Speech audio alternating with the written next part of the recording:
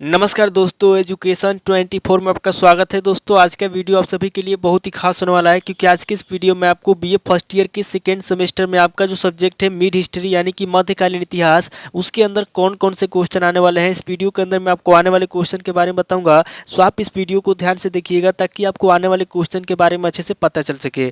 और जितने भी स्टूडेंट बीए फर्स्ट ईयर के अंदर है जिनका सेकेंड सेमेस्टर के एग्जाम होने वाला है, वो लोग कमेंट करके जरूर बताएं कि नेक्स्ट क्वेश्चन पेपर उनको किस सब्जेक्ट के ऊपर चाहिए, ताकि आपके कमेंट के अनुसार मैं आपको क्वेश्चन पेपर दे सकूं।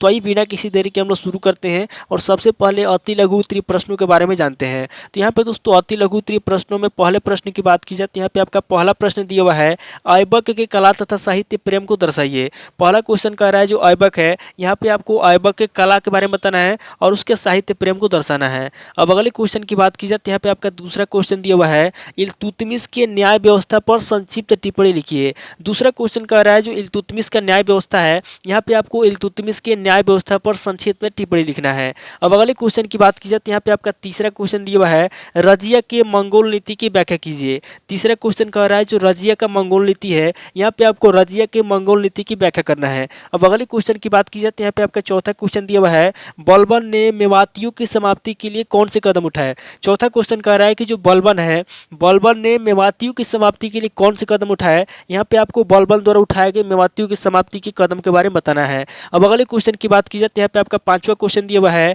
कैकुबाद के विषय में आप क्या जानते हैं। पांचवा क्वेश्चन कह रहा है जो कैकुबाद है, यहाँ पे आपको बताना है कि कैकुबाद के विषय में आप क्या जानते हैं। अब अगले क्वेश्चन की बात की जाए तो यहाँ पे आपका छठा क्वेश्चन दिया हुआ है, अलाउद्दीन खिलजी की मंगोल नीति क्या थी। छठा क्वेश्चन कह रहा है जो अलाउद्दीन खिलजी है, यहाँ पे आपको बताना है कि अलाउद्दीन खिलजी की मंगोल नीति क्या थी। अब अगले क्वेश्चन की बात की जाए तो यहाँ पे आपका सातवां क्वेश्चन दिया हुआ है, फिरोज तुगलक दिल्ली की गद्दी पर कब बैठा। सातवां क्वेश्चन कह रहा है जो फिरोज तुगलक है, फिरोज तुगलक दिल्ली की गद्दी पर कब बैठा। यहाँ पे आपको बताना है कि फिरोज तुगलक दिल्ली की गद्दी पर कब बैठा। अब अगले क्वेश्चन की बात की जाए तो यहाँ पे आपका आठवां क्वेश्चन दिया हुआ है, शेर शाह सूरी के बारे में आप क्या जानते हैं। आठवां क्वेश्चन कह रहा है जो शेर शाह सूरी है, यहाँ पे आपको बताना है कि शेर शाह सूरी के बारे में आप क्या जानते हैं। अब अगले क्वेश्चन की बात की जाए तो यहाँ पे आपका नवा क्वेश्चन दिया हुआ है, अकबर की धार्मिक नीति क्या थी। नवा क्वेश्चन कह रहा है जो अकबर है, अकबर की धार्मिक नीति क्या थी। यहाँ पे आपको अकबर की धार्मिक नीति के बारे में बताना है। अब अगले क्वेश्चन की बात की जाए तो यहाँ पे आपका 10वां क्वेश्चन दिया हुआ है, शिवाजी ने छापामार युद्ध प्रणाली क्यों अपनाई। 10वां क्वेश्चन कह रहा है जो शिवाजी है, शिवाजी ने छापामार युद्ध प्रणाली क्यों अपनाई। यहाँ पे आपको बताना है कि शिवाजी ने छापामार युद्ध प्रणाली क्यों अपनाई। अब अगले क्वेश्चन की बात की जाए तो यहाँ पे आपका 11वां क्वेश्चन दिया हुआ है, मुगल कालीन सिक्कों तथा टकसाल की व्याख्या कीजिए। 11वां क्वेश्चन कह रहा है जो मुगल काल के सिक्के हैं तथा जो टकसाल हैं, यहाँ पे आपको मुगल कालीन सिक्कों तथा टकसाल की व्याख्या करना है। अब अगले क्वेश्चन की बात की जाए तो यहाँ पे आपका 12वां क्वेश्चन दिया हुआ है और अति लघु उत्तरीय प्रश्न का लास्ट क्वेश्चन दिया हुआ है, सूफी संप्रदाय के शाखाओं का वर्णन कीजिए। 12वां क्वेश्चन कह रहा है जो सूफी संप्रदाय के शाखा है, यहाँ पे आपको सभी सूफी संप्रदाय के शाखाओं का वर्णन करना है। तो टोटल आपके 12 क्वेश्चन हो गए जो आपसे अति लघु उत्तरीय प्रश्न में पूछे जाएंगे। अब आगे हम लोग लघु उत्तरीय प्रश्नों के बारे में जानेंगे। तो यहाँ पे लघु उत्तरीय प्रश्नों में पहले प्रश्न की बात की जाए तो यहाँ पे आपका लघु उत्तरीय प्रश्नों में पहला प्रश्न दिया हुआ है, कुतुबुद्दीन ऐबक कौन था, भारत में गुलाम वंश की स्थापना में उसकी क्या भूमिका थी। पहला क्वेश्चन कह रहा है कि कुतुबुद्दीन ऐबक कौन था, यहाँ पे आपको सबसे पहले कुतुबुद्दीन ऐबक के बारे में बताना है। उसके बाद आगे आपको बताना है कि भारत में गुलाम वंश की स्थापना में उसकी क्या भूमिका थी। अब अगले क्वेश्चन की बात की जाए तो यहाँ पे आपका दूसरा क्वेश्चन दिया हुआ है, बलबन के राजत्व सिद्धांत की समीक्षा कीजिए। दूसरा क्वेश्चन कह रहा है जो बलबन है, यहाँ पे आपको बलबन के राजत्व सिद्धांत की समीक्षा करना है। अब अगले क्वेश्चन की बात की जाए तो यहाँ पे आपका तीसरा क्वेश्चन दिया हुआ है, अलाउद्दीन खिलजी की बाजार नियंत्रण नीति का वर्णन कीजिए। तीसरा क्वेश्चन कह रहा है जो अलाउद्दीन खिलजी है, यहाँ पे आपको अलाउद्दीन खिलजी की बाजार नियंत्रण नीति का वर्णन करना है। अब अगले क्वेश्चन की बात की जाए तो यहाँ पे आपका चौथा क्वेश्चन दिया हुआ है, तुगलक वंश के पतन में फिरोज तुगलक कहाँ तक उत्तरदायी था। चौथा क्वेश्चन कह रहा है जो तुगलक वंश का पतन हुआ उसमें फिरोज तुगलक कहाँ तक उत्तरदायी था। यहाँ पे आपको बताना है कि तुगलक वंश के पतन में फिरोज तुगलक कहाँ तक उत्तरदायी था। अब अगले क्वेश्चन की बात की जाए तो यहाँ पे आपका पांचवा क्वेश्चन दिया हुआ है, मोहम्मद बिन तुगलक की सांकेतिक मुद्रा के प्रचलन का वर्णन कीजिए। पांचवा क्वेश्चन कह रहा है कि जो मोहम्मद बिन तुगलक के काल में जो सांकेतिक मुद्रा थी, यहाँ पे आपको मोहम्मद बिन तुगलक की सांकेतिक मुद्रा के प्रचलन का वर्णन करना है। अब अगले क्वेश्चन की बात की जाए तो यहाँ पे आपका छठा क्वेश्चन दिया हुआ है, लोदियों के राजत्व सिद्धांत को अनुरेखित कीजिए। छठा क्वेश्चन कह रहा है जो लोदी वंश थे, लोदियों के जो राजत्व सिद्धांत था, यहाँ पे आपको लोदी वंश के राजत्व सिद्धांत को अनुरेखित करना है। अब अगले क्वेश्चन की बात की जाए तो यहाँ पे आपका सातवां क्वेश्चन दिया हुआ है, एक शासक के रूप में हुमायूं का मूल्यांकन कीजिए। सातवां क्वेश्चन कह रहा है जो सम्राट हुमायूं है, यहाँ पे आपको एक शासक के रूप में सम्राट हुमायूं का मूल्यांकन करना है। अब अगले क्वेश्चन की बात की जाए तो यहाँ पे आपका आठवां क्वेश्चन दिया हुआ है, बाबरनामा पर टिप्पणी लिखिए। आठवां क्वेश्चन कह रहा है जो बाबरनामा है, यहाँ पे आपको बाबरनामा पे टिप्पणी लिखना है। अब अगले क्वेश्चन की बात की जाए तो यहाँ पे आपका 9वां क्वेश्चन दिया हुआ है, अकबर राष्ट्रीय सम्राट था, इस कथन की विवेचना कीजिए। 9वां क्वेश्चन कह रहा है कि अकबर राष्ट्रीय सम्राट था, इस कथन की विवेचना करना है कि अकबर राष्ट्रीय सम्राट था कि नहीं था। अब अगले क्वेश्चन की बात की जाए तो यहाँ पे आपका 10वां क्वेश्चन दिया हुआ है, बैरम खां का संक्षिप्त परिचय दीजिए।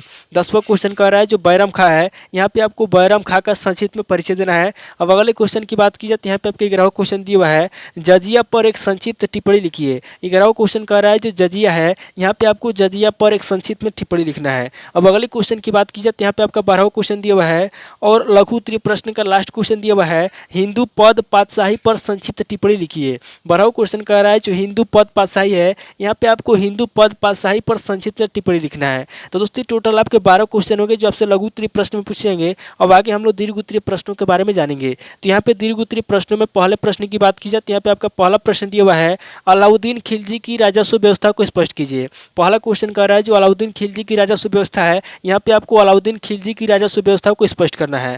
अब अगले क्वेश्चन की बात की जाए तो यहाँ पे आपका दूसरा क्वेश्चन दिया हुआ है, मोहम्मद बिन तुगलक की सुधार योजनाओं का मूल्यांकन कीजिए। दूसरा क्वेश्चन कह रहा है जो मोहम्मद बिन तुगलक की सुधार योजना है, यहाँ पे आपको मोहम्मद बिन तुगलक की सुधार योजनाओं का मूल्यांकन करना है। अब अगले क्वेश्चन की बात की जाए तो यहाँ पे आपका तीसरा क्वेश्चन दिया हुआ है, हुमायूं की कठिनाइयों की संक्षिप्त विवेचना कीजिए।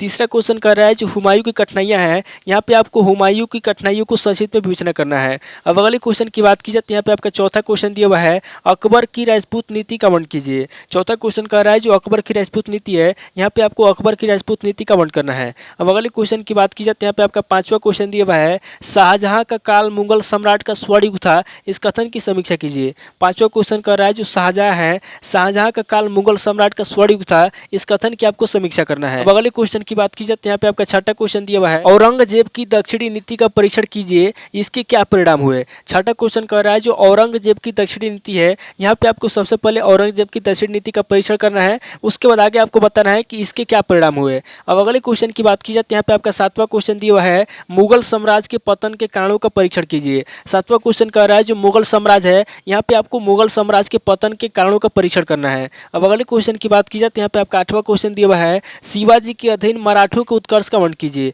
आठवां क्वेश्चन कह रहा है जो शिवाजी है, यहाँ पे आपको शिवाजी के अधीन मराठों के उत्कर्ष का वर्णन करना है। अब अगले क्वेश्चन की बात की जाए तो यहाँ पे आपका 9वां क्वेश्चन दिया हुआ है, मुगल चित्रकला की विशेषताएं बताइए। 9वां क्वेश्चन कह रहा है जो मुगल कालीन चित्रकला है, यहाँ पे आपको मुगल काल की चित्रकला की विशेषता बताना है। अब अगले क्वेश्चन की बात की जाए तो यहाँ पे आपका 10वां क्वेश्चन दिया हुआ है और दीर्घ उत्तरीय प्रश्न का लास्ट क्वेश्चन दिया हुआ है, मध्यकालीन भारत में चिश्तिया सिलसिले के विकास का वर्णन कीजिए।